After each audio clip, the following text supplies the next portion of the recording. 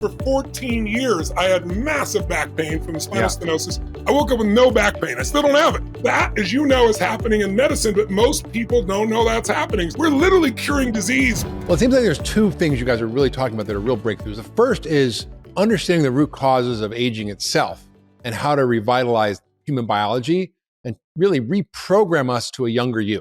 That's right. And the second is all these incredibly cool technologies that are like taking us to a body shop and giving us a 100,000 point checkup and finding all the little things that are off and tweaking them using amazing new technologies that are a little bit downstream. So if you screwed up your hip or you got a heart thing or you got this or that, yes, we can still fix it. Like your back and my back, Tony. We did some damage, by being crazy and thank God there's stuff to fix it. So we've got these two things happening in parallel. So one, we're actually going to help prevent getting these things in the first place, knowing what we know. And two, we're going to be able to fix the things that we can't even imagine are fixable, like your father-in-law didn't think he could walk straight or his heart was good or any of these things. So this is what's so exciting. And I think, when we talk about treating diseases, and your book does a really good job of like talking about some of the things that we can do about Alzheimer's and cancer and some of the new discoveries and immunotherapy. And it's all great. We need to be doing all of it. But the truth is, if we cured cancer and heart disease, we'd get probably a total of 3 or 4 more years of life. That's it. That's right. We're talking if we eradicate it from the entire planet. It's crazy. But with these technologies we're talking about not just 3 to 5 years, we're talking about 30, 50, 100 years of extension. But there are things you can do right now that we already know about, like hormone therapy. Actually knowing where your hormones are sounds so simplistic, and most women think of it because of going through menopause. But hormone replacement therapy is different than hormone optimization therapy. Mm-hmm. And so, we had a guy who came to Fountain Life. I think he was 36 pounds overweight, feels like he's gotten old, brain fog, all these things. So we did all his blood, did all his tests, and then we did his hormones. Yeah. And, people don't tell you I think he was 225. Well, I think around 150, they tell you got a real problem. But most men need 700, 800, or 900 to feel like a human. Yeah. And all we did was change hormone therapy, lost the 36 pounds, turned around his business, turned around his life because he felt like 10 years younger. Yeah. But people wait until the traditional form of medicine there's a huge problem when you can do some simple things, do a test, it's so inexpensive, and then completely change the quality of your life today, and then reprogram to stay younger. And then if there's a disease, deal with it. But I think it's important that people know things they can do right now as well as these incredible breakthroughs that are coming down the pipe that can help us reprogram our body. Well, that's right. What Peter was talking about was the epigenome, right? And we know that it doesn't take millions and billions of dollars and huge technologies and full body MRIs to affect the epigenome. What affects it is what you eat, the type of exercise you do, sleep, stress, relationships, love, cuddling actually improves the function of your epigenome. Just hugging somebody, that's so powerful. You talk about all the times how you change your state, changing your state, hormetic therapies like hot and cold therapy, right? Powerful stuff that we can actually use now that the science is there for. And it wasn't even... Some of it is so simple, like just like you said, the hot and cold. I start every morning in my cold plunge, but I also, I know about saunas forever. I do a sauna every now and then, but in research for the book, we worked with this researcher who's brilliant in this area. And, you literally 4 times a week in a sauna, you don't even have to own one. You can go to the gym and you reduce your risk of a heart attack by over 48%. The result of a stroke by 56%. It changes your blood pressure. I mean, and a lot of people can't imagine going exercising, but they can imagine sitting in a sauna for 18 to 20 minutes. And then all of a sudden they start feeling it. Now they want to exercise. Now they want to do other things. So there's so many little shortcuts in here. Like cancer. Who's been afraid of cancer? You look up and you find out broccoli sprouts. There's 1,000 studies showing how it defends against cancer and 80% reduction of cancer in breast for women, right? Yeah. And it's got sulforaphane in it. Who would have known, right? It doesn't cost you a fortune. You don't have to do a giant medical intervention. So I want people to know while there's these great technologies, there's also these simple lifestyle things that change it all. So after I read that in your book, I went and bought the broccoli seeds, and I have them, but I haven't figured out how to sprout them yet. Mark, you hire someone to sprout them for you, Mark. Hire them. Okay. You talk about this all the time, Mark, in your work, and I think it's worth just repeating it for folks again. Let's talk about the basics of sleep, exercise, diet, hydration, mindset. In addition to scanning your body to make sure there's nothing going on inside, right? Yeah. So first off, we dive into that. So sleep. Something that, I used to pride myself on 4 or 5 hours sleep when I was in medical school. And today I pride myself on 8 hours sleep, right? I got my Oura ring, I'm measuring it. I'm making sure I go to sleep early. I'm in a cold 64-degree room with a chill blanket underneath, eye shades, and I don't watch TV for the hour before. I don't actually watch TV at all. But, sleep is something I'm proud of getting more than ever. Our brain needs 8 hours. If we didn't and need ironically, I want to interject just for a second.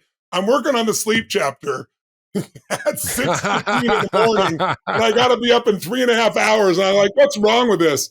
But, we talked to Dr. Walker's, head of neuroscience at UC Berkeley, and Peter convinced me to read his book. And then I went and we did our interviews. And the way he convinced me is he said, Tony, there's been a 1.6 billion person study. I was like, how would you possibly coordinate that? He goes, we didn't. 70 countries have daylight savings time. And he said, here's what you got to know. When we spring forward and lose just 1 hour for the next 3 days, on average in each country, there's 24% more heart attacks. When we fall back in the fall and get 1 hour extra sleep over those 3 days, 21% reduction in heart attacks. And he does the same thing with car accidents. Peter and I were both 4 or 5 hour guys. My wife loves 8 hours. Same thing. It's like I work at it now. I got my Whoop on. I just make sure I'm in that bed for 8 hours. And so, I might get 6.5 hours now, but it's completely different than the 4.5 or 5. And I feel such a difference when it's there. And then there are times when I violate it and I pay the price. Yeah. So amazing. The second category, food. And Mark, you know about this better than anybody. And if I were going to say there's no single diet it depends on your genomics, where your family of origin is.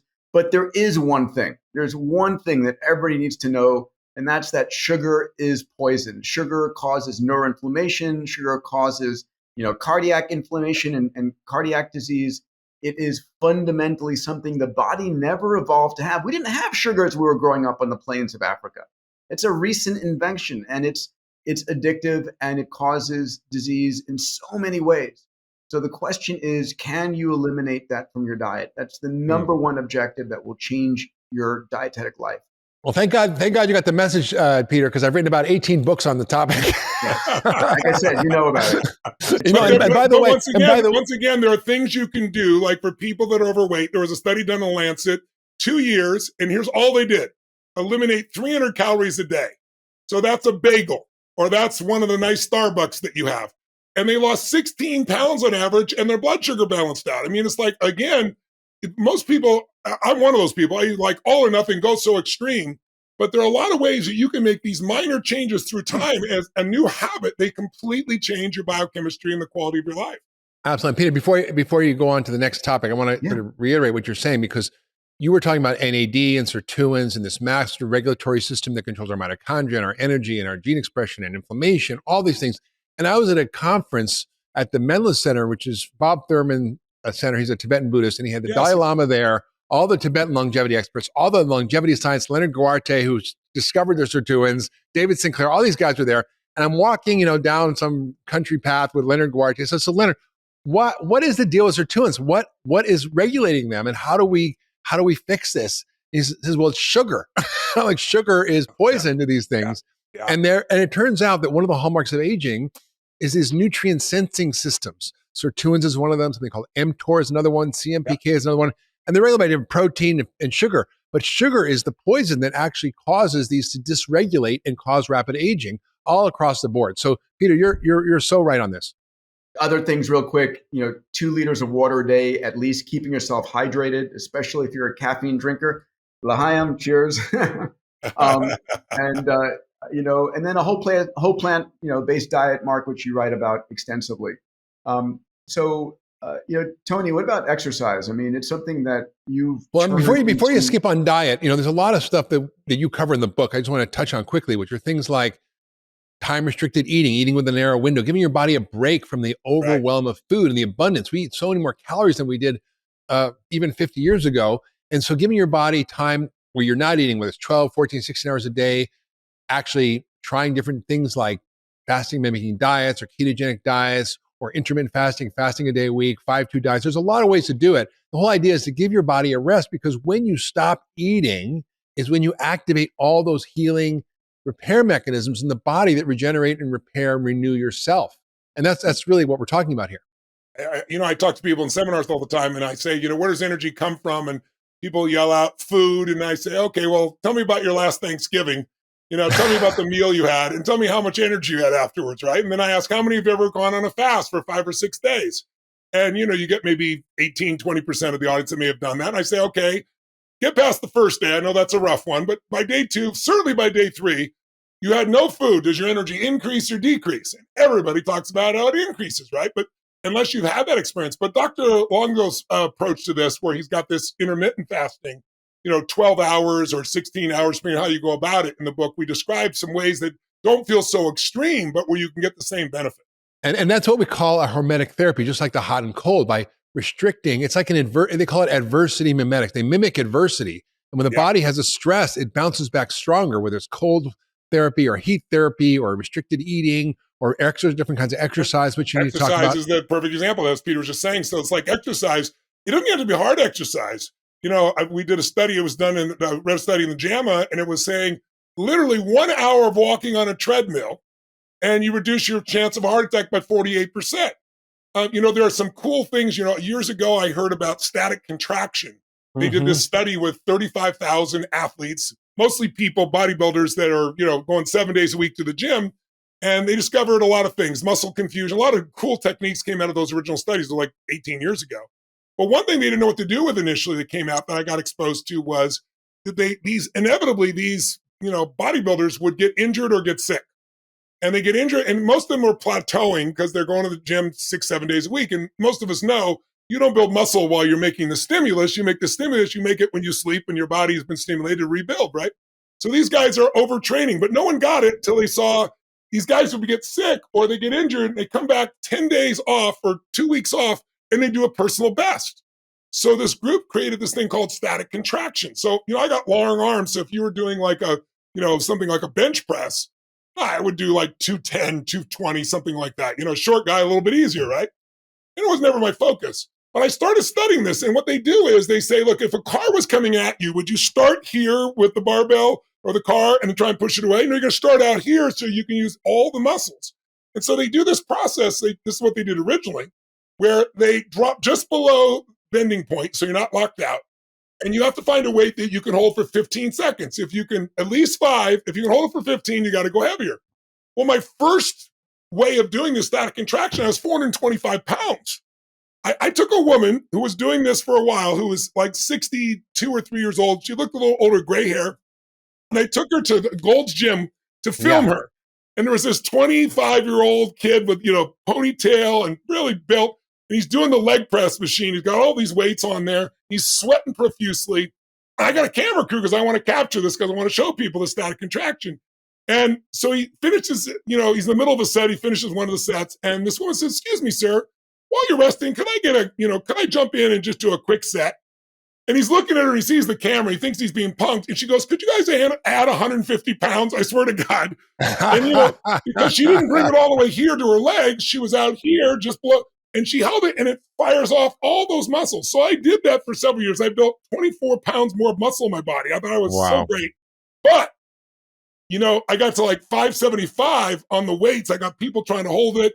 And then one arm was a little stronger than the other, and I torqued that. So I was in so much pain, I stopped doing it. I said, someday somebody's going to build something with, I thought it would be like compressed air, so you wouldn't have something that could kill you, right? Fall apart. Right? But now there's a company, and it's called OsteoStrong. I invested with them because I was blown away. They took this technique, and, muscle development is limited by the strength of your bones. Most people don't know that. Yeah. And so, most women know that, osteoporosis is a real problem past 50. And, most of the drugs fossilize the bones. This is the first technique. You got to get 3.5 times your body weight. Most people could never dream of doing that. But with this device, you can build to that point. My wife couldn't do 120 pounds, and she's done 350, to give you an idea. Amazing. And it doesn't make your muscles bulky. It makes them long and sleep and strong. And it's 4 exercises with these machines. It takes 10 minutes. You can do it with your clothes on, and it works for every muscle in your body. There are people who don't want to work out. So now there's VR workouts, I'm sure you've seen, that are unbelievable. Like, there's so much fun, and you don't even realize you're working out. So part of it is just consistency. Yeah. Part of it is getting the right stimulus and the amount of rest still. Because what happens is if you overdo this, if you try and do it a week from now and you don't improve, they say take 10 days off. And sure enough, you come back in 10 days and you improve again. So there's great breakthroughs in exercise. So it doesn't have to just be doing the same crap over and over again and being bored silly. It's true. You can really see it. And by the way, I'm sure you know that lack of muscle move, the breakdown of the muscle, now it's being seen by a lot of people in medicine as important as blood pressure. Because when people age, that's what starts to break down. That's where they end up in the hospital. And then now the whole thing starts to break down. No, it's sarcopenia is the biggest driver of all the metabolic changes, low hormones, inflammation, blood sugar issues, all that stuff. And Tony, I read in the book that you love that machine so much you got one for your house. So I'm coming to Florida in April. I'm going to come over. I want to try it. Come over. I'll have you check it out. It's pretty awesome. It's 4 machines, but come on over. We'll do it. Okay. So Peter, tell us more about some of the basic foundational things besides the diet, exercise. So we talked about keeping hydrated. We talked about food, minimizing sugar, whole plant diets. The work that this guy, Dr. Mark Hyman, speaks about and writes about so proficiently. that quack, I wouldn't listen to him. On the exercise front, it doesn't have to be heavy weights. It's just getting, stressing the muscles. Muscle is a direct correlation between muscle mass and longevity. Most people die because they have a fall and break a hip or break a pelvis and end up in in the hospital, and it's a spiral from there. Yeah. One of the things that I do, and I commend to everybody, is I take as many of my meetings walking as I can. So I will try and get 10 to 20,000 steps a day because I'll do my Zooms. They work on my phone. I wasn't going to do this one and walking, or I have a walking treadmill and I take my meetings there, and it's getting as much as I can. So I feel good about it. Yeah, you dragged me out at 5 a.m. for a walk on the Santa Monica Pier one day. I did. I did. I take as many meetings walking on the. I live in Santa Monica. It's like you might as well enjoy doing that, right? You have an excuse if you're in the middle of Buffalo. So that exercise mindset is so important. I mean, I cannot express enough, right? You all know those studies of a man and woman who are deeply in love, and the wife dies and the husband goes a few weeks later, or vice versa. You can will yourself to death and you can will yourself to life. You need to make sure that your vision of your future is bigger than the vision of your past. That you're excited to be alive. This is the most extraordinary time ever. And so what would it be like? What would you do with an extra 30 years of healthy life? Now, most people get sad and they want to retire and they want to slow down. Why? Because they're in pain. They're not enjoying, they're exhausted, they don't have the energy, they're in pain when they move, and so what if you didn't have that pain? What if you had the energy, right? This is the vision of healthy longevity we're talking about, where you have the aesthetics, you look good, the cognition, you're thinking clearly, the mobility, you're moving well. And then it's like, I'm in, put me in for the next round, coach. I mean, most people really don't understand the power of their mind. I mean, we talk about placebos in that last chapter, which I told you got to read that. Because you can do all the health things, then you can mess yourself up with your mind, right? Right. Placebo started in World War II. Most people don't know that. They were discovered because they ran out of morphine. It was actually not the doctor. It was a nurse. And, these people are going to go into shock. They're in massive pain. And she hands him a saline solution and says, here's some morphine, because he was freaking out. So he injected him. And, of course, he had total certainty it was going to work. He assured them, your pain will be gone in a few seconds. You're going to be fine. Not one person went in shock. Most of them, their pain disappeared, and they were given nothing but saline, but with total certainty. So he came back to Harvard after the war, and he started what we now look as standard operational practice, which is comparing a drug to a placebo. But almost nobody talks about it, but lots of placebos outdo the drugs, but you don't make billions of dollars telling people about a placebo. No. And here's what's really interesting. The bigger the intervention on the placebo, the more the brain seems convinced, the greater the result. So if I give you a small pill versus a big pill, versus an injection is more powerful. Yeah. The most powerful is a fake surgery. The VA did a study on arthroscopic surgery. They took a third of the people and did a fake surgery. They just cut open the skin, sewed them right back up and did nothing. The nurses didn't know. And then they followed up a year later, and the stats are in the book. It's mind-boggling. But the people a year later who had the surgery still had problems, still had pains. The ones without it, the majority had no pain, talked about how healed they were, because it was that powerful. It's even more. Harvard has shown you don't have to give something inert. You don't have to give a placebo. They've given people a barbiturate and a red pill and said, this is an amphetamine. And, the barbiturate's going to, it's not a placebo. It's going to make your body drop and their body's accelerated and vice versa.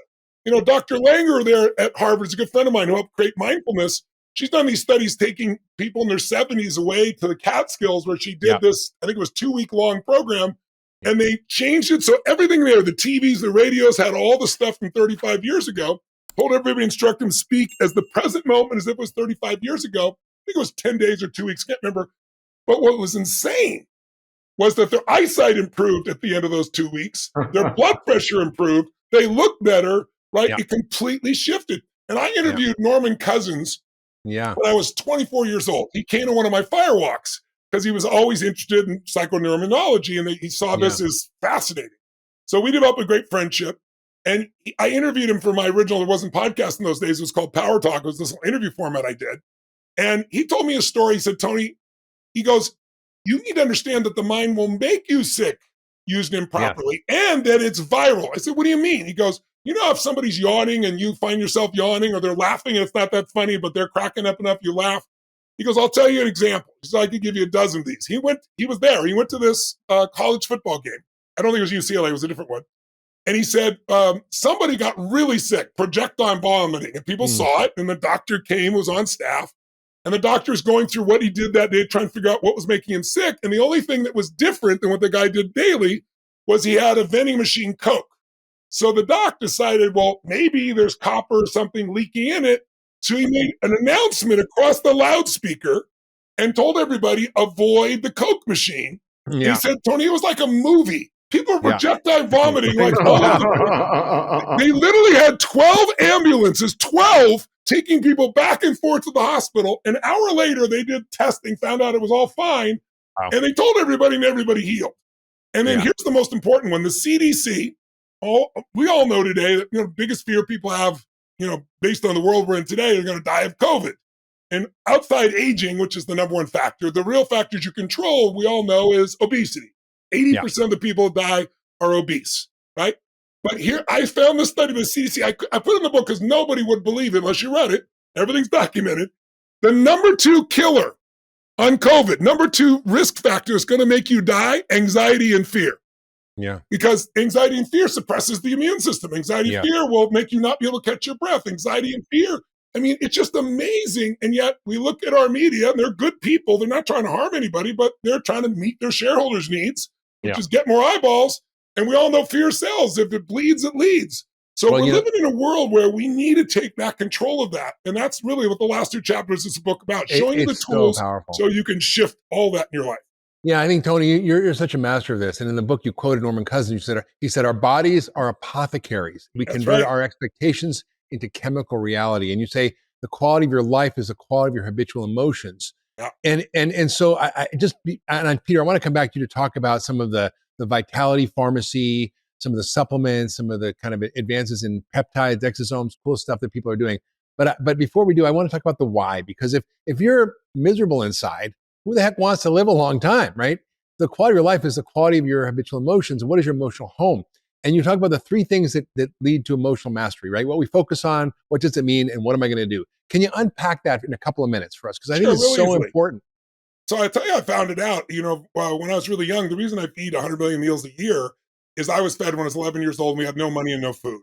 And my mom and dad were fighting, and my dad and mom were saying things, once you say them, you can't take them back. I've got a 5-year-old younger brother and 7-year-old younger sister. I'm trying to make them not hear. And there's a knock at the door, and I go to the door, and there's this tall guy. I'm just a little kid standing there with 2 bags of groceries and an uncooked turkey on the ground. And he goes, is your father home? And I was like, just one moment, right? So I go get my dad, who's screaming at my mom. She's screaming at him. And I said, the door's for you. He goes, you answer. I said, I did. It's for you. So I'm sitting there, the little boy, just so excited. My dad's going to be so happy. He opens the door, and he was not happy. And they'll understand why this affects the mind, right? And he says to the guy, we don't accept charity. He goes to slam the door, but the man's foot was there. He wasn't trying to, and it just bounced off of his foot. And then my dad got a little madder, and he said, sir, look, I'm just a delivery guy. Somebody wants you to have a great Thanksgiving. Everybody has tough times. This is for you. My dad said, we don't take charity, and started to push harder. And the guy leaned in, so now it hit his foot and his shoulder. And I'll never forget. The guy saw me, and there was a long pause, and he said, sir, please don't make your family suffer because of your ego. Wow. My dad's veins in the side of his throat went crazy. I thought he was going to punch him in the face. There's this long pause, and then he took the food and didn't say thank you, and took the food and slammed the door. Wow. So I didn't figure it out then, but I was shocked. I was in so much pain. And then shortly after that, my father left our family. Mm. And so I was trying to uncap, figure out what this is. And I realized there's 3 decisions we make every moment of our life. And if you take conscious control of these 3 decisions, you have a different life. Yeah. But most people do them unconsciously. 48% of what we do roughly is habit. Yeah. So the first one is, what do you focus on? Because whatever you focus on, you feel. So if you focus on your kid, this is going to happen, it's the worst thing, you're going to feel sick to your stomach, it's going to be real to you. Because focus equals feeling, right? There's 3 habits. Like, do you focus more on what you have or what's missing? Most people focus more on what's missing. Achievers, superstars, focus more on what's missing. So how do you sustain happiness? It's never enough. I mean, some of the most unhappy people I've met are billionaires. I interviewed 50 for my book, and without naming names, there were probably 4, maybe 5 that were really happy, at least in my presence, consistently around their family, right? Which is crazy. But money didn't do that to them. These habits did it to them because it's never enough. Second question, do you focus more on what you can or can't control? Well, in COVID, most people focus on what they can't control because there's so much you can't. So I add what's missing and what you can't control. And then a third one, do you focus on the past, the present, or future? Lots of people, it's the past or a future they're worried about. So, I ask people in my audiences, how many of you know someone who takes antidepressants and still depressed? 90% of the room will raise their hand. How's that possible? They're taking a drug. Well, because the drug numbs them and it doesn't deal with the source. If you're constantly focused on what's missing and what you can't control, you're going to be pissed off or angry or sad or depressed. So Stanford came to me because you know how much we've had the greatest drug overdoses in the history of the United States in the last year. We've had, some of the greatest, number of suicides, as you know. And so, if you look at traditional, the meta studies, these guys at Stanford came to me and said, the meta studies show, traditional therapy with drugs, for depression, and therapy, about 40% of the people improve. 60% don't improve after a year's worth of therapy. And of the 40% that improve, the average improvement is 50%, meaning they're 50% less depressed. Some get totally well, some not at all. That's the average. And then there was a breakthrough that happened 2 years ago. Johns Hopkins decided to use psilocybin, a psychotropic drug, along with a month's worth of therapy. And they got results that had never been seen in history. 53% of the people 30 days later did not have the symptoms of depression. It's the greatest breakthrough we've seen. So they came to me and said, we talked to so many people, we've met people, we know people that have been through your programs, are depressed, they're no longer depressed, but that's anecdotal. Would you mind if we did a scientific study? So I said, sure. So they took my Date with Destiny program 6 days. They recruited clinically depressed people. They created a focus group or an alternative group to measure against. Most of the professors at Stanford, when they told them to do this, said, well, it's just positive thinking. I have no clue what I really do. They said, okay, then what do you suggest? They said, well, do gratitude journaling. That's really positive psychology. It works well. 30 days later, the people were still depressed. There was a slight improvement in depressed. They took the group, they went through 6 days of changing their perceptual filters, their belief structures, their values for 6 days, no drugs. 100% of the people had no depression 30 days later. 19% had ideations of suicide, 0 after 30 days. They did a study 11 months after the program. 70% reduction in negative emotions, 55% increase in positive emotions, no drugs. So there are things you can do within you that can change the quality of your life completely. But learning to control what you focus on, second decision, what does it mean? Is this the end or the beginning? If it's the end of a relationship, you're going to behave very different than you think it's the beginning. Is God punishing me? Is that why I have this problem? Is God challenging me? Is this a gift from God, or am I just a lazy bastard? It's not God's fault, right? Is this person dissing me, coaching me, or loving me? Because whatever you decide it means changes your emotion, and your emotion affects the last decision. What am I going to do? And if you're pissed off, you're going to do something very different than if you're feeling grateful. So those 3 decisions are habits. And when you change them, you literally change the quality of your life. I mean, honestly, Tony, the Life Force book is amazing for all the science and longevity, but I found that section on mindset one of the most powerful parts of the whole book. And I think it's important for people because we know, for example, that meaning and purpose extend life. If you have meaning and purpose, this is a recent GEM article. And I think those are all really foundational to everything else we're doing. Yeah. I always say optimists live longer, even if they're wrong. It's true. So I think I'm like that. It's just a flesh wound. It's fine. Tony's jumping on stage with a broken back. It's just fine. It's okay. Never mind. Tony, why were you inspired to write this? Why were you inspired to pull together Peter and Bob Hariri, who's another extraordinary physician in longevity science, to write this book called Life force? Most of my life I've been, obsessed with answering the question, how do you increase the quality of people's lives? How do you enhance that? And, there's only a few areas that matter. There's your body, obviously, your mind, your emotions, your relationships, your career, your business, hopefully a mission, and the spiritual side of life. And so I've always been invested in all those areas. And I've been a biohacker myself because the demands of what I do, I go 12 hours at a time, 3, 4, 5 days in a row with 15,000 people who wouldn't sit for a 3-hour movie. You got to keep their attention. So I've learned a lot about the body over the years. But the real impetus for this book was because about 4.5 years ago, I had several experiences, but one of them was really severe. I was being an idiot going down the side of a mountain snowboarding, chasing a 22-year-old near professional snowboarder who could clearly do things I couldn't do. And I had a crash. I thought I broke my neck, but I tore my rotator cuff so severely that, I've lived a lot of pain in my life, but it was 9 pain on a 0 to 10 scale. And I didn't know what to do. So first I had to figure out, I couldn't even sleep. It was, an hour and 15 minutes one night, an hour another. I got a PEMF, pulse electronic magnetic frequency device, which took the pain down. There's about 3,000 studies on this now, on bone healing, nerve healing. So it took the pain to like a 5 where I could sleep. But then I had to figure out the solution. Of course, I went to all the traditional doctors and, I went to, I think 4, actually 5 in the end. They all recommended immediate surgery. And, when I talked to some other people, they said, I even asked those doctors, what's the prognosis? Will I be able to fully do everything? And I said, well, you could, but you may not be able to raise your arm above your shoulder. And how long will I have to recover? Well, 4 to 6 months, 4 months if it goes well, 6 months if it doesn't. It could tear again. I could tear again. And so, I've always been a person that says there's got to be a better solution. And I hang out with this guy, this genius over here.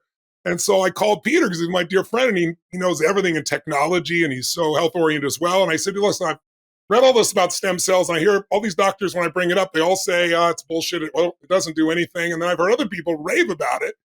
Where would I go to get the best source? And he said, well, should go talk to Dr. Bob Hariri. And I go, he's a neurosurgeon. He goes, yes, but he's one of the greatest fathers of, stem cells. He did those original studies 38 years ago where they gave old rats young blood and we all know what happened. They got younger and vice versa.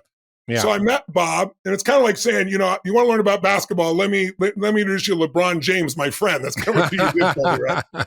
And Bob made it clear. He said, Tony, you don't want to do stem cells, your own body, autologous, because stem cells drop off the cliff in 40, 45 years old. And I was in my early 50s.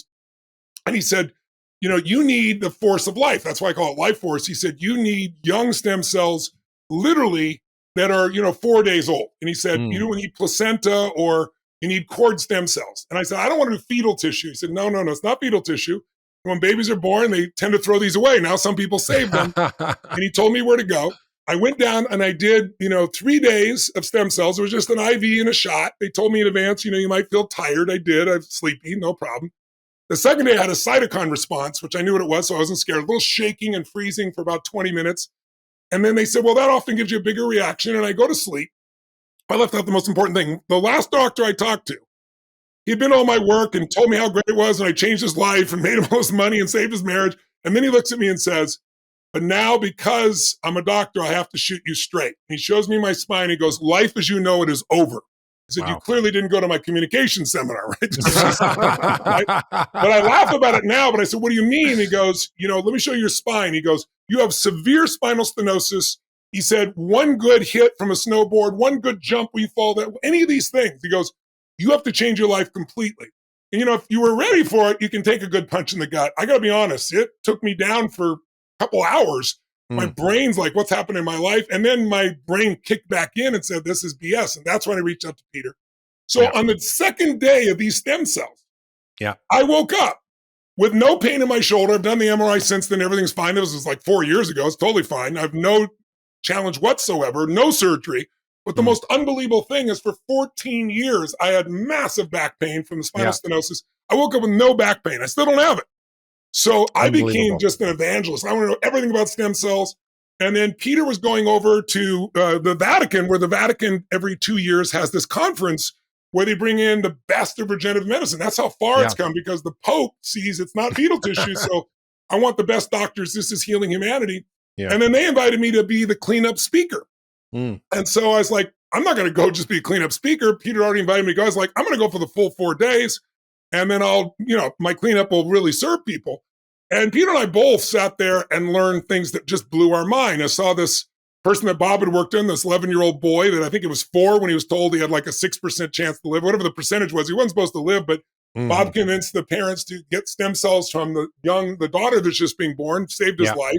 Saw people that were sent home to die or sent to hospice and they wouldn't give up and they did CAR T cells. And, I'm sure you saw Dr. June in Nature this week. It came out. They're actually, cancer guys don't talk about cure, but they're calling it a cure because 10 years later, those CAR T cells are still wiping out cancer in their body. It's just amazing. And so after seeing all these breakthroughs, I was like, in my own experience, and I met Jack Nicklaus there and we developed a relationship and he was supposed to have couldn't stand for more than 10 minutes without massive pain. So here's a guy, the greatest golfer of all time, can't golf, can't play tennis, can't do anything. They wanted to fuse his spine. And I'm sure less than 50% of the time does that work. 26% of the time, those people never make it back to work. 76% of the people that don't do it get back to work. Thank God he didn't do it. He did stem cells instead. Now he's 82 years old and he's playing tennis and he's playing golf again with no pain, right? Yeah. So I said, I'm going to write this book. This is what I'm good at. I go get the best like I did with Money Master the Game, interview the 50 smartest billionaires in the world that started with nothing, figure out what they do. I'm going to do this with 150 doctors. But I thought, who could I write this better with than Peter and Bob? Yeah. So I went to them and said, listen, this is what I want to do. I convinced Simon & Schuster to do it. Why don't you join me on this journey? And so we've been working our tails off, haven't we, Peter, for 3 years, 2.5 years in the middle of COVID, trying to figure out how to wrangle all these doctors so we could get the information we did. But we're really proud of it because what we discovered, and I'll just give you a highlight, and I know you'll take us deeper. But I mean, think about it. We all have heard about CRISPR now, and Peter's a genius in this area. He can give you more details, but we're literally curing disease with gene therapy and with CRISPR. I mean, there are people that haven't been able to see that have their sight back. Stem cells are curing problems within people in a matter of days. Cristiano Ronaldo gave me a quote for the book because, he had this capsule, not a soft one, a severe one, right? Could take him a month or two. He was healed in 2.5 weeks using stem cells, right? So, you turn around and you see now today, there's a company out there that's in stage 3 trials, but just so your audience does, phase 1 is safety, phase 2 is efficacy, phase 3 is efficacy at scale. They're in the 3rd phase right now. They believe they'll get approved early next year. If they do, a single injection causes the part of your body called the Wnt pathway to create your own stem cells and regrow your tendons in 11 months. And they're based on a clean epigenome. So you get like 16-year-old tendons, even if you're 50 or 60 years old. That's amazing. Dr. Sinclair is a mutual friend of all of us. Yeah. He's a genius in longevity. He's 53 chronologically, but he's 33 years old in his biochemistry because we don't age at the same level. And we've been applying that. I just did my test. I'm 62 in a few weeks, but I'm 51, which is nice. I want to get that down to early 40s if I can pull that. And so we're living, and then there's these diagnostic tools. So we're living in the greatest time to be alive. And I'm a guy that had, one of the first cell phones. That's how old I am. It weighed 2 pounds. It was a foot long. It costs $4,000 to be 10 grand today. You had to be in a place where, you could charge it for 6 hours to get 30 minutes of talk time.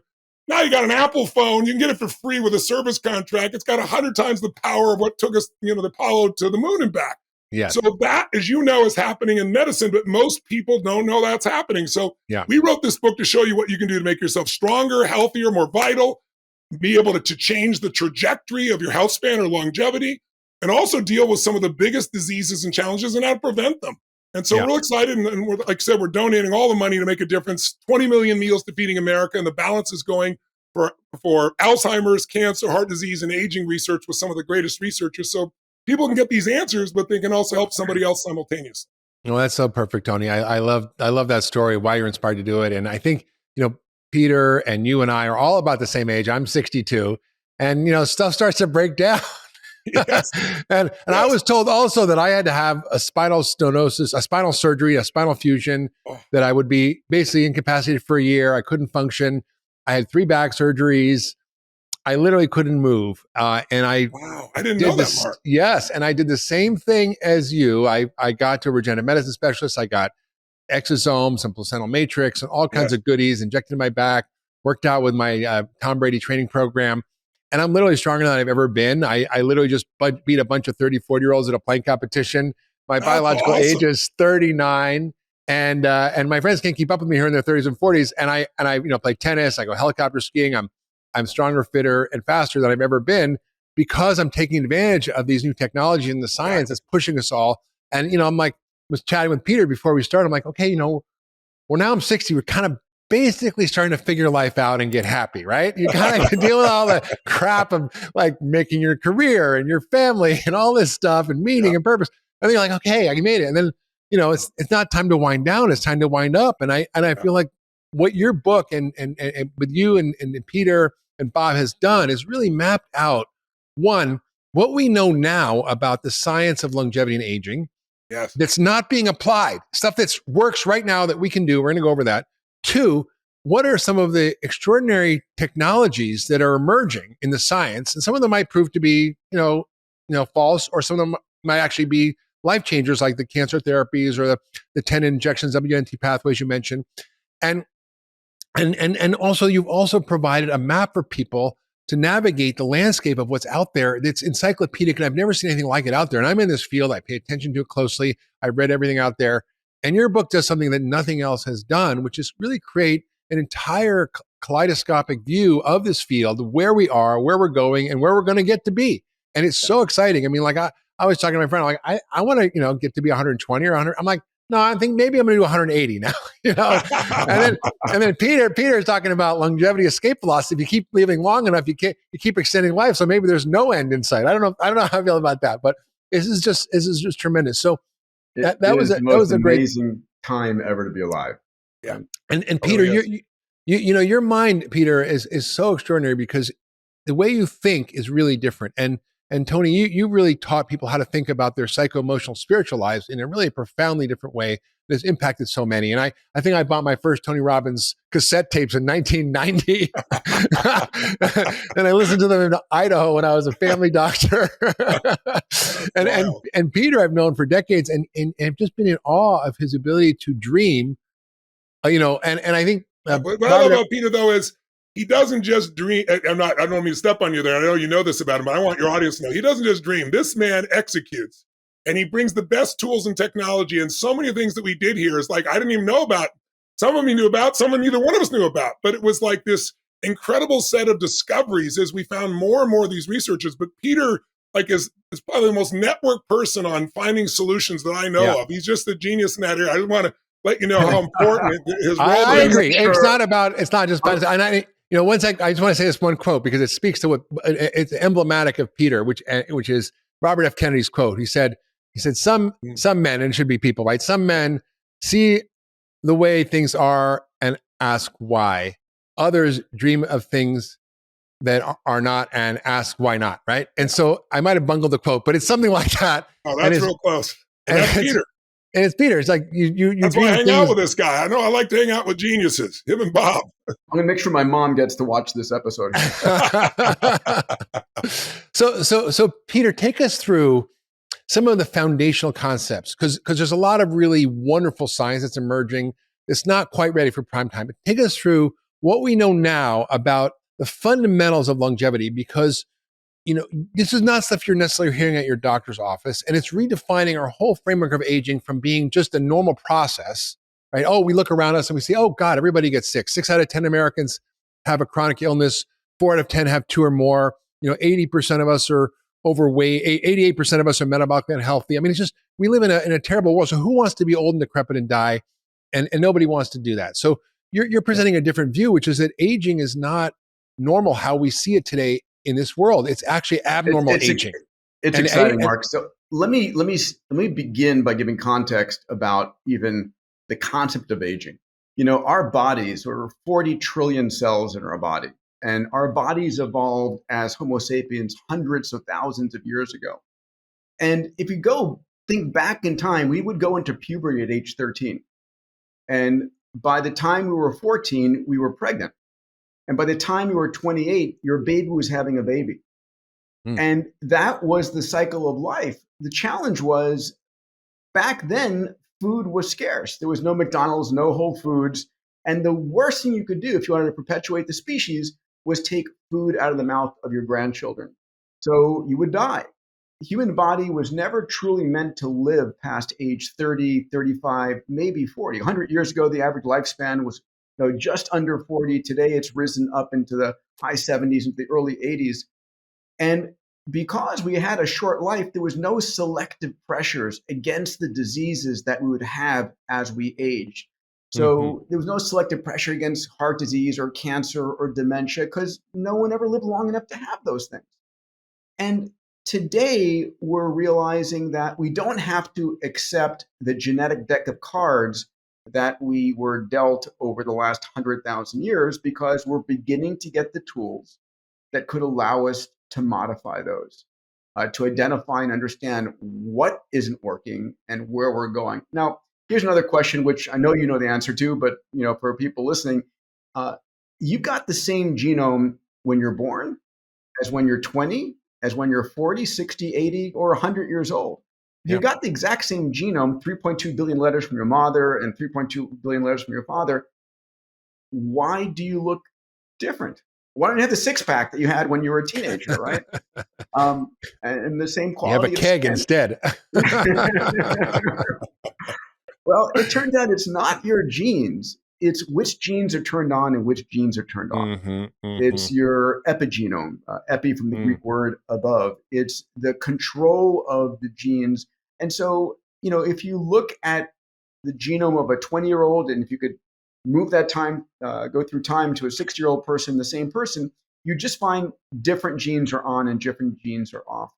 And the work that's being done, and we talk about, Tony and I highlighted a number of really heroes in the book. Bob Hariri is one of the heroes we talk about. Carl June from CAR T therapy we'll talk about. But David Sinclair and his work in understanding the epigenome and some pivotal work he did in December of 2020, published in the cover of Science, that he was able to reverse the age of the visual systems of mice who had lost their sight because they aged. He didn't just treat them, he made them biologically younger. He was able to use what are called 3 of the Yamanaka factors. These are the 4 Yamanaka factors. Dr. Yamanaka won the Nobel Prize for this, being able to take your skin cell and de-differentiate it back into a pluripotent stem cell. Well, 4 factors bring you all the way back. 3 factors brought you back to a youthful state. And wait, just to stop you there for a second, just so people are listening, get what he's saying, what you're saying. Basically, there are these regulatory factors that control how your genes work that can take a skin cell or a liver cell or any cell in your body and bring it back to its original embryonic state where it can become anything else, which is radically changing our view of how we can regenerate our health and actually extend life. So these Yamanaka factors are a big deal. We're still figuring out how to use them, what to do with them.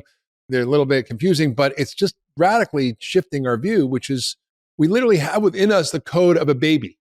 How do we activate that code and reprogram our biology? What's interesting with those mice is they have glaucoma, so the nerves are gone. You don't regrow nerves in the brain. But by doing that reversal, they regrew them back and can see. It's the first time in history it's happened. I'm sure it'll get nominated for a Nobel Prize. It's pretty extraordinary.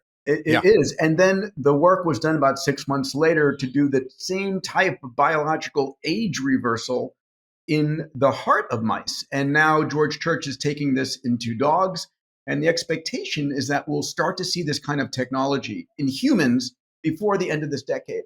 So to frame it properly, the entire conversation about age reversal, not longevity, because you can't truly prove longevity unless, we're able to live 50, 60 years and say, well, this person now got to 150. But can you actually reverse age biologically? Measuring the epigenome, we'll get to those epigenetic clocks in a moment. But the conversation was crazy 5 years ago. Yeah. And today it's the hottest subject of research. And we've just seen incredibly, in this 1 year alone, we saw the Crown Prince of Saudi and of Abu Dhabi fund a multi-billion-dollar foundation called Hevolution that is investing in longevity and age reversal. We saw Yuri Milner and Jeff Bezos fund Altos Labs to hundreds of millions, clearly eventually billions of dollars. We saw the founder of Coinbase start a company. So we're seeing massive amounts of capital flowing in. right? And the money, not from the National Institutes of Health, unfortunately, which is only about out of. But I'd rather trust the entrepreneurs to solve this problem and not the government. It's actually scary. One of the interesting things, Mark, too, is for your listeners, one of the things that David discovered was, I'll give it to you in the simple non-doctor frame. There's a couple terms that be useful among us. We know our DNA is not our destiny. And the metaphor we try to share with people is, DNA is the plan. It's like the piano. The epigenome is the piano player, turning on or off. But these 7 sirtuins, these 7 master genes, do 2 things that are critical, 2 radically different things that are competitive a little bit. Because as you probably already know, your stem cells drop off in your 40s, and the source of fuel for these sirtuins drop off in your 50s. But these sirtuins, the first thing they do is they turn on and off. They affect the epigenome, which genes get turned off, whether you're going to get ill or not, whether you're going to age or not, is affected by it. They also affect inflammation, which, as we all know, is a basis of so much of disease. And they also affect your mitochondria, the source of energy in your body. They feed it. They make it possible to generate that energy. Yeah. Now, the other competing aspect is, as we get older, we accumulate challenges in our DNA because of radiation, chemicals, all things we're exposed to. So at 20, you got a certain level. At 60, you got a lot more. And the metaphor that Bob often uses, trying to explain even with stem cells, is imagine you have this mansion, you have these great young staff members who fix everything all the time. It always looks beautiful. But as they get older, and then all of a sudden you don't have the same resources and things to go fix, and you age. Well, these sirtuins, they're supposed to clean up your DNA. That's what they do. But their source of fuel is something I'm sure you've heard of, and lots of people have heard of, called NAD+. That's the fuel. If you don't have that fuel, sirtuins can't do their job. And guess what? NAD+ drops in your 50s through the floor by at least 50%. So now you got this competing thing. When you need most of your DNA cleaned up and your energy strong and inflammation dealt with and your genes there, it's all breaking down simultaneously. But the good news is, I'm sure you know, there's a precursor to NAD+ that allows it to go in the cell and maximize, and that's NMN, never mother never. Well, Peter and I, at our company, we went out and, we knew the power of NMN because it's one of the things that Dr. Sinclair uses, one of his 4 core elements that's made him chronologically younger. He's got his 80-year-old father transformed through this. So we were quite excited about it. But if you go out in the marketplace, you can find NMN from $35 to like $120. But we haven't found out of 6 companies any NMN left. And I was like, I talked to our guys, is like, coming from China, are these people just thieves? And they said, well, they could be, but more likely it breaks down in 30, 45 days. So here's the cool thing. There is some NMN that works right now. And that means all of this can be restored and you can make this change in your body where you get the energy and the DNA cleanup so you have sustained health. But there's a company called Microbiotech. And the founder of this has collected about 100, very much like Altos and others, some of the greatest people in regenerative medicine. And we got a chance to meet him, hang out with him. He's become a friend of mine. He's actually coming here again on Saturday. And he has created a crystallized version of MNM that doesn't break down. Amazing. But it's even more powerful. Think of this so your audience appreciates this. If you take an old mouse, a 70 or 65, 70-year-old mouse is like, as you know, about 20 months old. And you put them on, on a track, and they try and go, the most they can hit usually is a quarter of a kilometer. Whereas a young mouse can do a full kilometer, 4 times as much.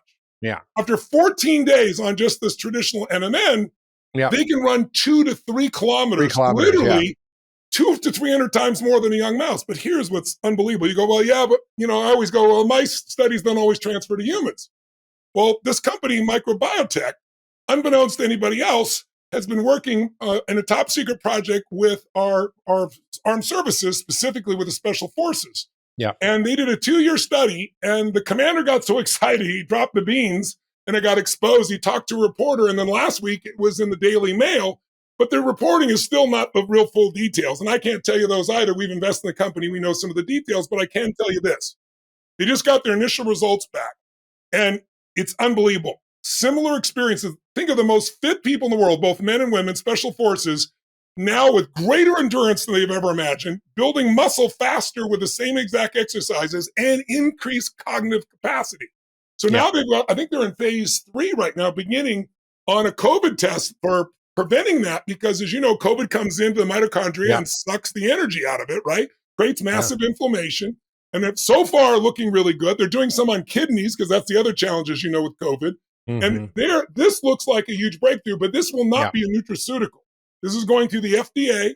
And right now, the FDA is pairing up what they're doing with the military. So they hope to have this out in 18 to 24 months. I mean, These are Amazing. the types of breakthroughs that none of us could have it's even huge. dreamed of before in the past. And what you both are talking about, I want to take a minute and zoom out for people, because what you're talking about is not curing Alzheimer's or heart disease or cancer or diabetes. You're talking about going way upstream to deal with the root causes of all of it. And so we've been doing whack-a-mole medicine by trying to whack down these different diseases by different pathways and different drugs and find a cure for cancer, the cure for Alzheimer's. Why have we spent billions of dollars and done over 400 studies on Alzheimer's and come up with nothing?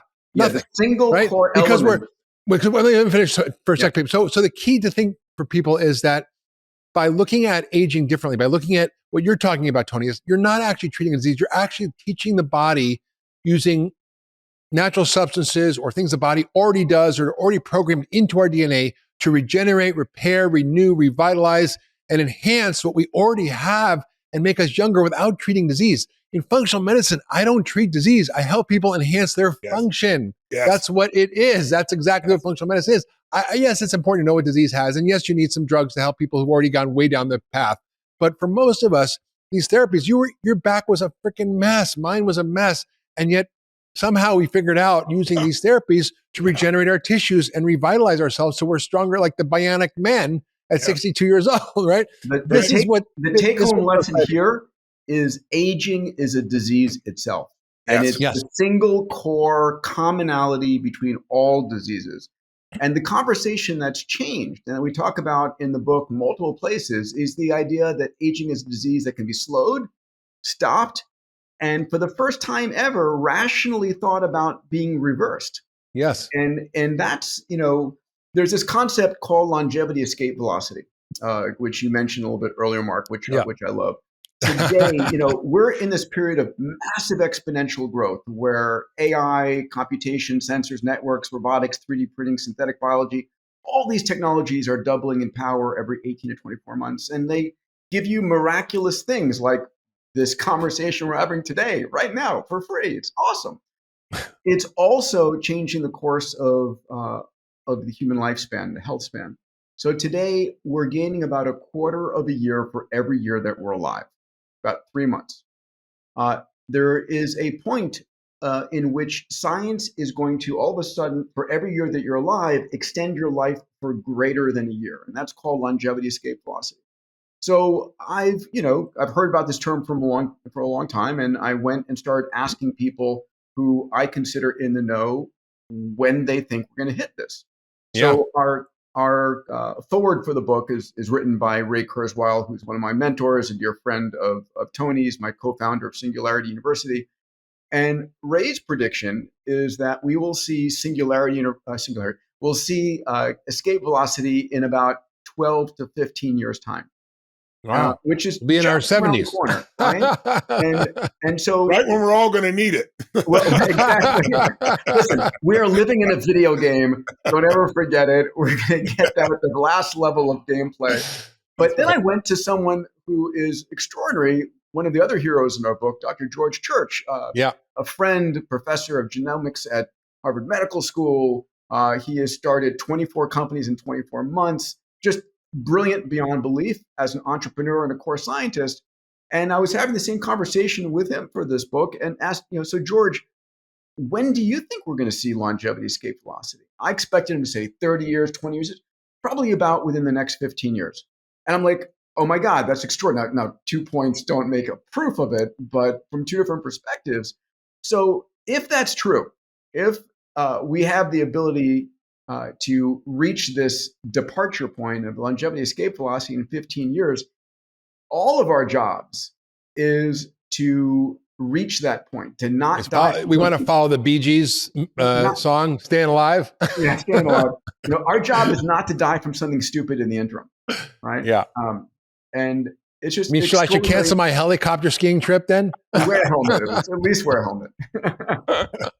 That brings up, Mark, diagnostics, as you know, which I think is so critical. And Peter, I had a different philosophy. I really want to acknowledge Peter for this, because Peter's like, I want to know everything. And I was like, I don't know if I want to get in that system of knowing anything. People overreact to things. But today, going to a physical where somebody, taps your knee, looks down your throat, listens to your heart, checks out your ears, and makes you cough, that's about 80 years old. Nothing wrong with it, but it's far from what we really have today. And so you look around at diagnostics today, and most of the people in the book, that are these heroes, the one common denominator they almost all have is they've lost somebody they love. A husband, a wife, a child, or maybe a patient they really connected to. And it drove them to not just accept the standard of care. And one of those is a gentleman who created GRAIL, which is, you look at cancer right now.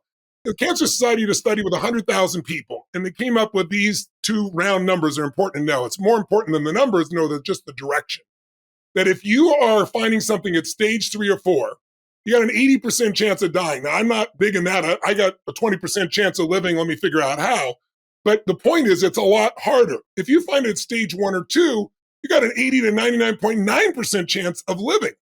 And so most of the diseases that kill us with cancer, we've got mammograms, we've got colonoscopies, but, it's the diseases we have in those tests for. So GRAIL is this new blood test that can test 50 different cancers and find them before the symptoms are there. We had a gentleman who came here to Fountain Life, and his wife, he went to a traditional physical. And wait, Tony, what's Fountain Life? Because people don't know what that is. Oh, I'm so sorry. Peter and I are partners with Dr. Cap and several others. He owns 12 different hospitals, and he decided he wanted to get out of traditional care and want to do precision medicine. So we have centers across the U.S. We're opening one in Abu Dhabi. And we work, for example, in Pittsburgh with the entire Pittsburgh Steelers. And it's all about regenerative medicine. How do you prevent and how do you maximize and optimize what the human body can do? So some people come because they have a problem. Some people come to prevent a problem. But we do, for example, diagnostics there. And this man comes to us, and he's just out his physical, and he did his urinalysis and his blood. And his wife just was saying, you got to do this. These guys have a different level. And sure enough, we go in and we do the GRAIL test, and we do an MRI for what the GRAIL test can't pick up across the blood-brain barrier and so forth. And sure enough, he's got kidney cancer, just the beginning of it. Well, it's an outpatient process that took 30 minutes, and he's free of cancer versus phase 2 or phase 3, right? Our partners, Dr. Bill Cap, called me about, 5-6 months ago. And he said, Tony, we have first access to one of the greatest breakthroughs in cardiology in the last 10 years. And Dr. Cap he's an understated guy, he's not an overstated guy. He said, that sounds like a big promise. I said, what is it? He said, you've had CT scan before. He said, yeah. And he goes, you're looking to see, what's your calcium score? And we're trying to make decisions. And he said, it's so hard to read. It's so grayed out. Even doctors make mistakes. A lot of times surgeries happen that really don't need to happen. He said, so the breakthrough is there's a new device called a CCTA scan. And what it does is it uses AI and opens up the arteries digitally and goes in and looks for, has this calcium hardened, which means you're totally fine, or is it soft plaque that can break off and be the widowmaker that gives you a heart attack or a breakdown in your brain? And he said, Tony, it'll blow your mind. So I said, I'm coming. I'll come in a couple of days. And my father-in-law is with me. This is what so touched me. He's just turning 80. He's a self-made man, self-educated guy, worked in the lumber business, a pretty strong guy. But when you're turning 80, everybody around you is like, you should arrange your affairs and you never know what's going to happen. And I could just see his entire psychology change over the last, say, 3 years. Mm-hmm. So I said, Dad, I'm going to go do this test. I explained it to him. And I said, listen, we're both at a stage of life where we're going to have some soft plaques. Be good to know where they are, because they tell you where and the amount. And then they give you they can predict a heart attack 5 years in advance. More importantly, they can show what you do to prevent it. Why don't we do this? He goes, all right, I'll come. So we go there. I'm better than I was 5 years ago. I'm thrilled out of my mind. But my father-in-law is like perfect. He's got no problem whatsoever. His entire psychology changes. And then we have this set of tools that we use with a lot of world-class athletes. I torqued my ankle on stage years ago, like 15 years ago, and the nerves got trapped and nothing we did worked. I tried all kinds of therapy. So after a while, it's just like, let it alone, right? If a massage therapist, don't touch my heel or my ankle because the nerves would just shoot through me like electricity. Yeah. And they go in and they use ultrasound. They scan it. They look at the connective tissue. They can see where you're not getting circulation or where the nerve's trapped. 5-minute little intervention. And they put the fluid in. It opens everything up. And my ankle, I can smack the hell out of it. Nothing ever happened since. So my dad's there. He just found out his heart's perfect. He's got nothing to worry about. And his hip, he can't walk right. So we got some brilliant doctors there. I took him 30 minutes to scan it, find it, implement it. Now he's walking smooth as silk. So we get on the plane. This is my favorite moment with him. And he's got his arms crossed like this. And he's looking at me and he goes, Tone, he goes, I don't know about those people say 110, 120 like Peter. He goes, I don't know if I buy that stuff. But he goes, you know what? My heart is perfect. I'm walking perfect.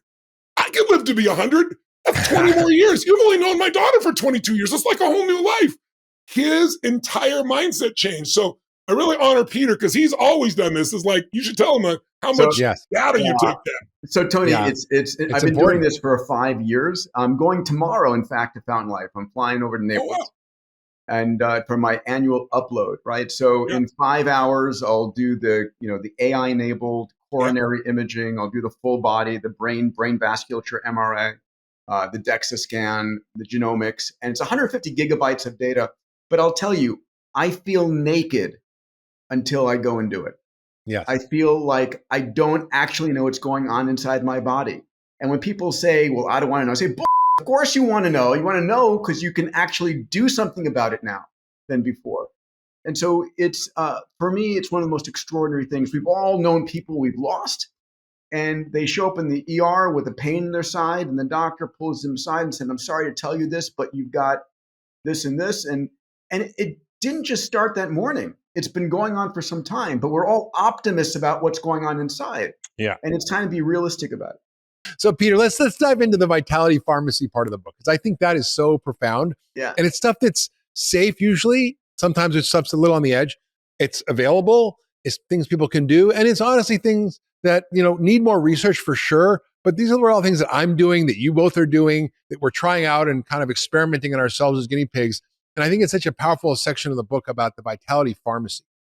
Yeah. So there's a number of what we call nutraceuticals and supplements and medicines that are affecting the body and are the pathways, in particular, the potential for this concept of age reversal. Tony mentioned it earlier, right? We have 7 sirtuin genes that generate 7 sirtuin enzymes. And these sirtuins are doing 2 things. They are going back and forth between keeping the epigenetic structure of your DNA as it should be, and then they're going off to repair the DNA. Then they're going back and forth, and the more repair you need because you're older and you have more mutations, the less they're controlling your epigenetic programming, and it starts falling apart. It accelerates falling apart because what fuels these sirtuins is NAD, nicotinamide adenine dinucleotide, right? It's this molecule that's sort of the energy currency. And so the question is, and as Tony said, we lose half of our NAD at least. So when you need it the most, because you're repairing mutations and trying to get your epigenome back in shape, you're down for the count. And so there are a number of NAD precursors. And there are 2 that are publicly discussed. One is NMN, and the other is NR. NMN is something that you can find online. There are multiple providers. There are some crystallized. Tony, you mentioned Metrobiotech. Mm-hmm. I take about 1 gram of NMN a day, as does David Sinclair, as does Mark. I actually do shots of NAD. Do I. Yeah.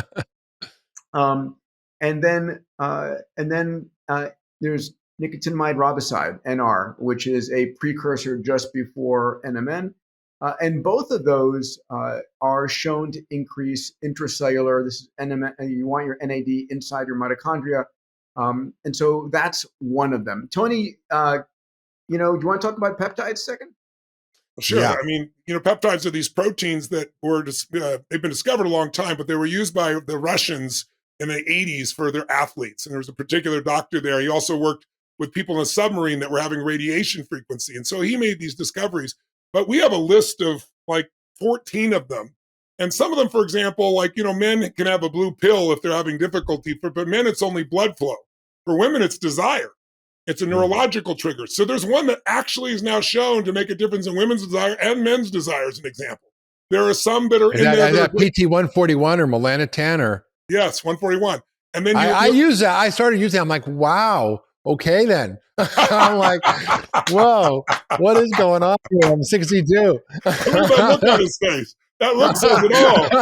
I'm like, whoa. But most people would never believe that works. And there's the ones for your gut. I mean, we could sit here and go for 45 minutes on them, but they're listed in the book, and you can see what it is. And here are some of the options, but you need a person who's qualified, obviously, to make sure this is what's right for you. And then, there's Metformin. Maybe you want to touch base on that because I know you take it every day. I want to just talk about the peptides for a minute because I use peptides and I was very skeptical about them, both as a doctor and as a patient for myself. But I always try on myself everything before I start doing anything else. Sure. And I started using them and found a really profound difference. And I recently tweaked my shoulder. I had like a bicipital tendonitis from lifting or something. And I'm like, okay, I'm just going to shoot up some BPC 157 in there. Yes. And I just like gave myself a little shot like a diabetic needle. I'm like, 10 minutes later, I'm like, whoa, what the, it just gone. And I was like, did another one the next day. And that was it. And I was like, this stuff really freaking works. For everybody, a peptide is a sequence of amino acids. It's the same components that make up our proteins. And these short chain peptides are signaling molecules, and they're activating different repair mechanisms in the cells, and they're hitting the cell surfaces. And there is a list of them. One of the things that we ended up doing in the book is that's in the book. Yeah, identifying those that are. There's a great chart. I'm just looking at it right over here. Yeah. It's identifying those that are approved by the FDA, right. Those that are available, and then giving a chart of this one's for weight loss, this one's for increasing your growth hormone, this one's for tendon or muscle repair, whatever the case might be. Immune system function, absolutely. You mentioned metformin. So metformin, also known as glucophage, is a drug that costs literally pennies per pill. It's gone off its patent label. It's been around for a while, and it has two major objectives. Number one, it reduces your blood glucose level. So if you're pre-diabetic, it was given for people who are pre-diabetic, but it seems to have a cancer protective feature. You'll lose a couple of kilograms on the metformin. It reduces the glycation, because glucose in your bloodstream, again, we talked about it being a poison, right? You get glycosylated cholesterol that can deposit on the hearts. It causes neuroinflammation. And so metformin is a way of bringing your glucose levels down. And of course, cancer thrives on what? It thrives on glucose. It's the only fuel that cancer uses. So if you can reduce your glucose levels, it's like removing oxygen from the room. Yeah. Cancer is a much harder time proliferating. By the way, if people are interested, they get the book, but if they go to lifeforce.com, after they do that, and they say, well, God, I want to do diagnostics, we have an app that you can download. So our company, which has, multiple locations around the United States, but we can also direct it to you like a CCTA test. Your doctor can order it, and we can set it up for you. So you don't even have to necessarily come to our center. And then we have mylifeforce.com. If you go to Lifeforce, it's there as well, which is a separate company that just does peptides and hormones for people, does the testing and delivering it for people as well. We try to provide people with simple solutions with professional doctors and telemedicine that's available from wherever they are in the world. Yeah, the goal it's really is, a great resource. The book doesn't make a difference if it's just entertainment. If it doesn't change the way you behave, the actions you take in your life, then please don't pick it up. It's meant to change the course of someone's health span. And so the passion that Tony brings to impacting hundreds of millions of lives around the world, he brought to this book as well. And of course, it's my passion as well of giving you, here are the assets, here's the knowledge, here's the on-ramps, if you would, towards this incredible future we've got. I want to plant a seed about one more thing, because some of your viewers or listeners may know somebody who has Parkinson's, for example. Yeah. And we have a chapter about this new technology called Insight Tech. It's literally, it's incisionless brain surgery, basically. If you've ever seen, I saw this woman who couldn't walk across the room on 15 different drugs and, wobbling. It's a pretty scary thing. It takes them about an hour to figure out the location, and they do this ultrasound that zaps that part, and it just stops. It is mind-boggling. This woman just went on a 50-mile bike ride 2 years after her treatment, to give you an idea. Couldn't walk across the room. And have you ever seen somebody who's gotten, the ocular implants when they can hear for the first time crying? That's the kind of reaction you get. So if you know somebody you care about's got Parkinson's, you got to look in Insight Tech. And what's so cool about it is it's in like 100 hospitals now, and more important, around the world. But more importantly, it's also linked to insurance. So it's something that somebody can really do, and it's worth looking at to see whether it can make a difference. Because that's what's so great about the book. Situation are in really huge psychological and emotional pain besides the physical challenge. Yeah, and Tony and Peter, why the book is so great is it includes all the latest advances that are sort of sci-fi, high-tech, cool stuff that people are figuring out about how to fix people with real issues. But it also has really practical foundational stuff for everybody to use. And that's why lifeforce.com and My Life Force are great resources, because they help people navigate those territories of the vitality pharmacy. And we just touched on a few, whether it's metformin or peptides or NMN or NAD, but there's various supplements, broccoli sprouts, and you can't do all of it. But I try to figure out in my own life, how do I, in the context of my life, build the structures and the systems and the process that make it easy for me to do the right thing every day. So today, I woke up and I made sure I had a good sleep. I have my 8 sleep mattress with the cool bed, my eye shades, my ear pods. I'm a little goofy, but it's not the sexiest thing in the world. But I got a good sleep. Woke up. I did my journaling every morning to just kind of get my mind straight. I played tennis.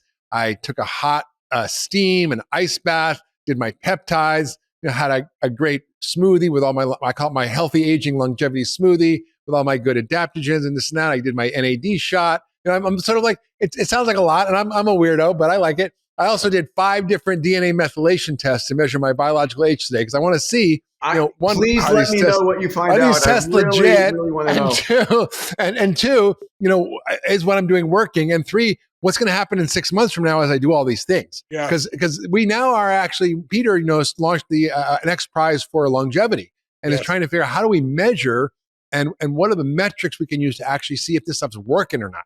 Because we can talk about it all day long, but unless you can prove it's working, like get your cholesterol down, that's a metric, right? But there's biological age clocks now. There are DNA methylation clocks and other clocks that people are looking at to measure the rate of aging.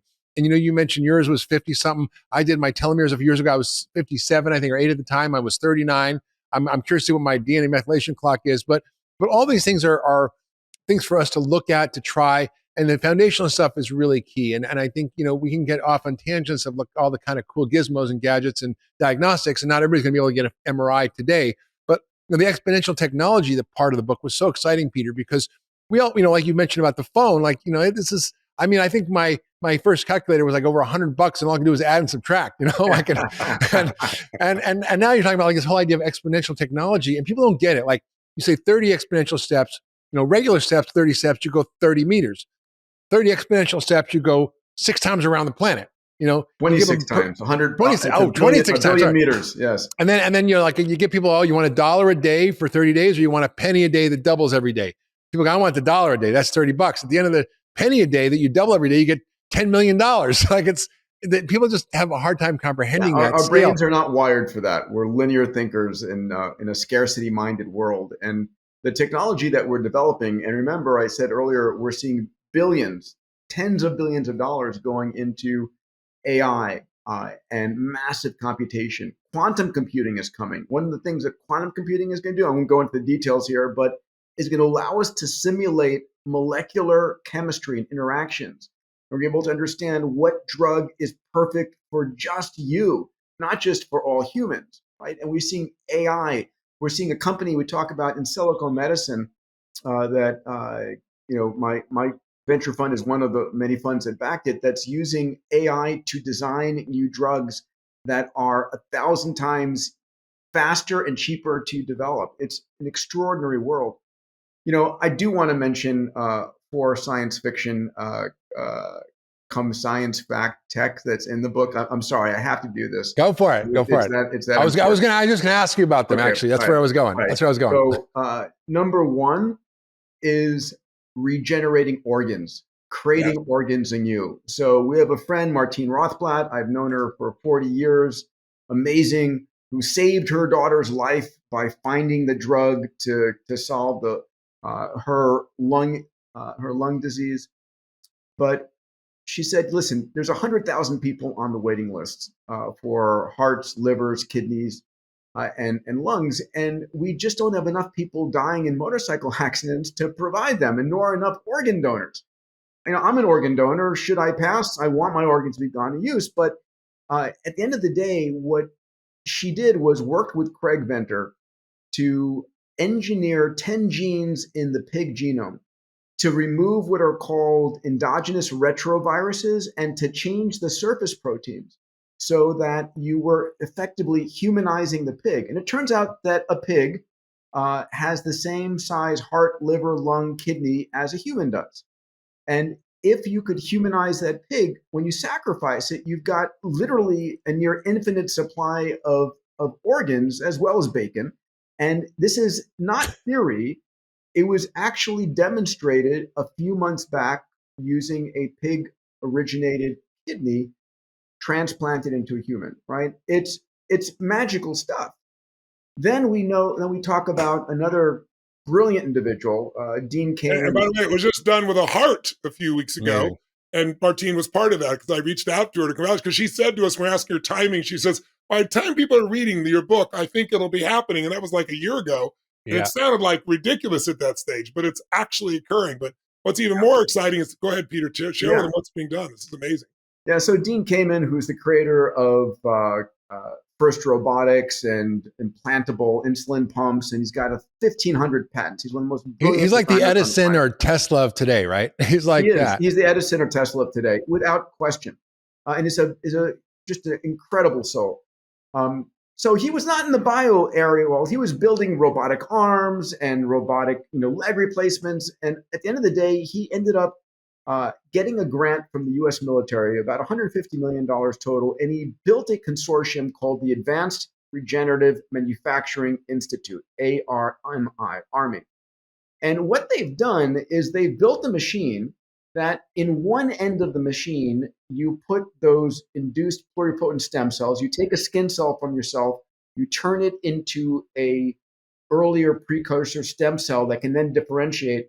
You put it in the beginning of the machine, and over the course of, a month and a half to 3 months, it differentiates into the tissues, and then it's engineered and manufactured. So at the end of those 3 months, you've got a pediatric heart that is come out that is ready for transplantation. They've already done bone, ligament, bone segments for your knee repair, your ankle repair. The body shop. Yeah, and the next target. So the military is doing it because they want a supply of organs for injured vets and so forth. But this is, between those two approaches, and there are a number of other ones as well, it's like we have the ability to, give you a replacement set of organs. Yeah. Which connects me to the next breakthrough, which is the work that Bob Hariri, one of our partners in this book, does. So Bob discovered years ago that the placenta, that I think of as a 3D printer that manufactures the baby, is the origination of all of the stem cells that are used to differentiate and make the fetus. And everybody, most everybody has the placenta thrown away after the afterbirth. But Bob said, no, I'm going to save it, and I'm going to extract from the placenta the cells. And so what comes out of a placenta? One is stem cells, a perfect sort of age 0 stem cell population that can be used and is going into research right now for regenerating muscle, being able to actually grow organs, being able to reduce inflammation, a whole slew of different benefits. Exosomes are sort of the growth factors that come out of stem cells. And then natural killer cells and T cells. And what Bob has done in his company— those are part of your immune system. Yeah, the T cells and natural killer cells. So it turns out that, there's very few cases ever of a pregnant mother transferring cancer to the fetus. There's no metastases to the fetus. And it turns out that the natural killer cells in the placenta are extraordinary at identifying cancer cells and zapping them. And so what Bob realized was these natural killer cells from the placenta are supercharged. And he has turned them into cells as a medicine, and where he'll provide someone with a variety of cancers, including glioblastoma, which is a just extraordinarily harsh and incurable cancer, and finding that these natural killer cells can actually eliminate the glioblastoma. So it's just an amazing world. I've got one more, but let me take a breath and let. I just want to point out something that speaks to what you're both talking about, which is this radical paradigm shift in medicine and science. It's unlike anything we've ever seen before. It's not an incremental improvement in our approach. It's a fundamental shift in our entire view. And there's some converging trends that make this possible. which are all coming together in this beautiful way. Systems biology, network medicine, functional medicine, whatever you want to call it, which is really looking at the root causes and the biological networks. I mean, we have 37 billion chemical reactions every second in our body. It's just stupid to think that a doctor could actually look at a lab test with 37 billion lab results on it, right? But we now have that. Then we have our ability to crunch those numbers using big data capabilities, machine learning and artificial intelligence, and then the quantified self metrics, which are all the things that you're talking about, the Whoop. I have my levels, glucose monitor on here. I'm like, I played tennis today. I'm like, why did my tennis go up so high? I think I was like in such a stress state. My blood sugar went up. So I'm like learning so much about my own body, and all that data is going to be put into a way for us to look at all these metrics. You mentioned gigabytes and gigabytes of data from the Fountain Life workup, but we've never had that before. And we've never been able to see the correlations and the patterns through quantum computing, through artificial intelligence, networks, understanding our networks and biology. We're literally going to be able to change how we think about health and disease in a way that gives us the answers to things we never even thought possible. And then we have all the technology advancements like nanotechnology and nanobots and little 3D printing of organs and augmented reality and gene sequencing and editing. I mean, this is like next generation stuff. Staggering, isn't it? Staggering. It's staggering. And this is on top of the basic foundational lifestyle stuff, which we already know works so well, right? That works so well. But this is like just boom. Okay. Wow. I'm so glad to be alive right now. I can't even tell you. 100%. And I'm so glad to be on this journey with you guys because you're all like my peer group. You're all like 60-something guys. I'm younger by 18 months. I'm going to take it. Well, we're grateful to have you, Mark. Who love life and just want to keep contributing and giving and doing. Because think about it, it's like it's not just a narcissistic pursuit to live longer so you can get more stuff and do more things. It's about service and love and connection and community and making the world better. I mean, in the Jewish tradition, there's a concept called tikkun olam, which means to repair the world, to heal the world, to bring, justice and goodness wherever we go. And what a wonderful gift to be able to get people who've done a lot of the hard work in their life to get to that point and now have the energy, vitality, and the ability to do this. It's so amazing. Yeah, it truly is. An interesting fact or piece of research came about 6 months ago out of Oxford, London School of Business, and Harvard, that if you can increase the average lifespan globally by just 1 year, it's worth $38 trillion to the global economy. Yes. Right. And this great resignation where we're concerned about where we're going to get the workforce from and so forth.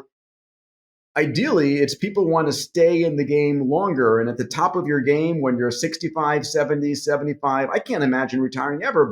And by the way, there's a correlation between retirement and death that is not fun for men to look at. Not an issue for women as much, but for men, it's like 5 years after you retire that you're no longer, you give a signal to the universe, it's time for me to give my parts back. We're not talking about all these decrepit old people who are in nursing homes living longer. We're talking about people who are engaged and alive. And I saw that study. That was in Nature Aging. I mean, 38 trillion for 1 year. For 10 years, it was 367 trillion. And you contrast that to the 4 trillion we spend today on chronic disease in our economy. 1 in 5 of our dollars of our economy is spent on dealing with all the problems that are going to be solved if we can figure this out. Imagine we could end poverty. We could, end hunger. We could give everybody free education, free healthcare. I mean, that's an enormous amount of money. And, you think about the wisdom you accumulate over the years. If you've really grown, you have so much to give if you're healthy, if your brain is healthy and so forth. And there's all these studies that show that, when you look at where healthcare expense goes, people who make it to centenarians or close to it in their 90s, they are very sick for a short time and die rapidly. Yeah. It's the people that get sick in their 60s, 50s, and 70s that have these long periods of time of suffering and huge expense to society. So, there's our capacity to expand health span, not just lifespan, is, I think, the single most valuable thing that we have in front of us right now that can change society for the greatest. That's such an important point, Tony, because James Fries did this work. Her first paper was in New England Journal of Medicine in 1980. And basically 16 years of the average life is spent in decrepitude, right? Which is a lot of years. And he talks about how people who exercised, kept to their ideal weight, and didn't smoke, and those are just 3 simple things. We're not talking about all this other cool stuff we're talking about. They actually compressed their mobility into the very little bit of the end of their life, means their health span equaled their lifespan. They didn't have those 16 years of decrepitude, and they were able to live long, healthy, vibrant lives and then just die. And my dream is when I'm 120 or maybe 180 go to the cabin with my lover, go for a beautiful hike, a swim in the lake, have my favorite meal, a glass of wine, make love, and go to sleep. And that's it. That's my goal. Peace out. That's a compelling vision. You want to know my secrets for living a long and happy and healthy life? Well, all I have to do is check out my weekly newsletter, Mark's Picks, where I share my favorite tips for health, longevity, well-being, and lots more. Check it out and link below. Well, you guys, this has been such a great conversation. Are there any final words that you have? We have, for the first time ever in human history, a chance to look at aging as a disease. We also have a chance to cure and get rid of probably almost all genetic diseases, and probably to begin curing over the next decade or two most chronic disease. We're heading towards a world in which AI, biotechnology is literally demonetizing and democratizing access to healthcare. Yeah. Right? If you think about it, my opinion, Mark, is it's going to become malpractice to diagnose a patient without AI in the loop. There's no way. Yeah, 100%. Right, probably within the next 5 years. And if you think about Google provides equal, exact capabilities to the poorest child and the wealthiest child. Right? It's not just a little bit better for the wealthy, it's identical. And we're going to see AI delivering the best healthcare to the poorest child and the wealthiest child, and education to the poorest and the wealthiest as well. And there's an incredible future that humanity has. We've got work, but I've never been more excited. And part of the longevity mindset we want you to have from reading this book is there is tremendous hope, and it's worth staying in the game. It's worth exercising. It's worth getting sleep. It's doing those things a little bit every day to give you a chance to intercept the next and the next breakthroughs coming our way. I mean, in the time of this history where things often feel a little bit frustrating and divisiveness in our society and some of the challenges we're facing, I mean, this is such a hopeful message. And I hope we can kind of take it to heart and rethink the way we look at our lives and disease and health and reimagine the future for ourselves. Tony, what do you think? I think that the most important thing, everything we talked about is priceless. But what's, I think, equally or maybe even more priceless is having a longer life. You're never going to have it unless you have a meaningful life. And a meaningful life is not just about yourself. If you look at people who have an extraordinary quality of life, an extraordinary kind of energy, it's because it's called forth by something. There's two types of motivations in life. There's push, trying to make something happen, and there's pull, where you're called to something. And I think, when people find something they care about more than themselves, they truly care about. I don't mean care about on the surface. I don't mean virtual signaling. I mean, where it's like, it's your family, or it's, making a difference in disease, or it's whatever that is that you really care about more than yourself. That's what makes us want to use all our resources and stick around for a period of time. Because, when age is, or living long is not a scarcity, which sounds like we're going to get to at some stage, the new question is, what are you going to do with it? Yes. And I think the time to answer that question is right now, because if you answer it now, you're going to have a reason to want to stick around. You're going to have a reason to do these things. If you don't have that, you can forget it. I've got 5 kids and 5 grandkids, and I have a 10-month-old as of yesterday, daughter, and a 48-year-old daughter, right? So it's like, I gotta apply all this stuff so I can stick around, right? Because I want to be here. So I have my mission, I have my family, and you've got to figure out what it is that you value more than yourself. If you can find that touchstone, and everyone can, get around where it's better, get around people who are passionate about things, then something's going to touch you. Then you're going to find the drive to take these tools, little ones, big ones, and use them. And what we try to provide here is a guidebook where you can do some really simple things and change it. Or when you need it, there's some great tools for you or a family member. Or if you're one of those people, it's about peak performance and regeneration. Holy cow, there's some tools here that will change your life. But you got to have a reason. And the reason is not just you, because it's easy to get comfortable with yourself. What's really interesting is, can you be called to something greater that makes your life meaningful? Because in the end, success is getting what you want. Meaning is feeling like you've lived the life you're made for. And I think, finding that is one of the highest and most important things for a human being to do, because all the rest of this is just table dressing without meaning. And, we all three have that. That's why we're so driven. That's why we want to help. That's why we work so hard. None of us have to work, but we're doing more today than we did in our 20s and our 30s and 40s. And we're making greater demands, but we're enjoying life to a different level, because it isn't just about us. And I really call to people to think about what will ignite you. And the last couple chapters about the book are a good trigger for that as well. But you can start thinking about it right now, because once that's solid, you're going to figure out how to maximize everything, including your health and your vitality and your strength. Well, both of you, I just have to give you kudos, because it is no small task to do what you did, to find the world's experts, to synthesize all the data, to put it in a story that people can read. I mean, I've read a lot of books on science. This is, I think, the only one that made me cry many times. with all the stories in it and the hopefulness. That was my goal, Mark. That was our goal. To make me cry? No, but cry and inspire you. If you love that last video, you're going to love the next one. Check it out here.